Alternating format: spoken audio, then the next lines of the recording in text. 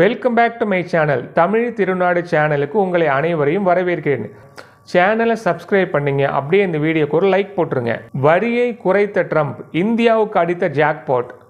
அப்போது இவ்வளோ நாளாக எவ்வளோதான் வரி கட்டியிருந்தோம்னா, இந்திய பொருட்களை அமெரிக்க இறக்குமதியாளர்கள் இறக்குமதி பண்ணும்போது 50% வரி செலுத்த வேண்டும்.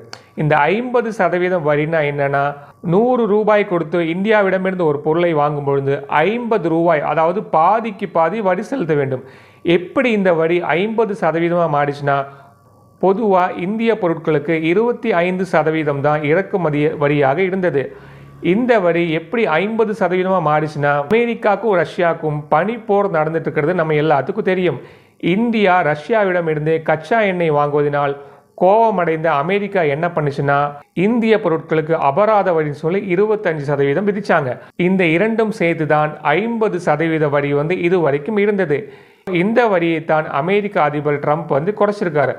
அதாவது 25% அபராத வரியை ரத்து பண்ணியும் 25% இறக்குமதி வரி 18% மாற்றியும் உத்தரவிட்டிருக்காரு. இதனால் அமெரிக்க இறக்குமதியாளர்கள் இந்திய பொருட்களை இறக்குமதி செய்யும் பொழுது 50% வரிக்கு பதிலால் 18% வரியை செலுத்தினால் போதுமானது. அதனால் அமெரிக்க இறக்குமதியாளர்கள் அதிகமாக இந்திய பொருட்களை இறக்குமதி செய்வார்கள். இதன் காரணமாக இந்தியாவுக்கு அதிகமான ஏற்றுமதி வாய்ப்பு கிடைச்சிருக்கு. இதனால் தான் இந்தியாவுக்கு ஜாக்பாட் அடித்து விட்டதாக சொல்கிறார்கள்.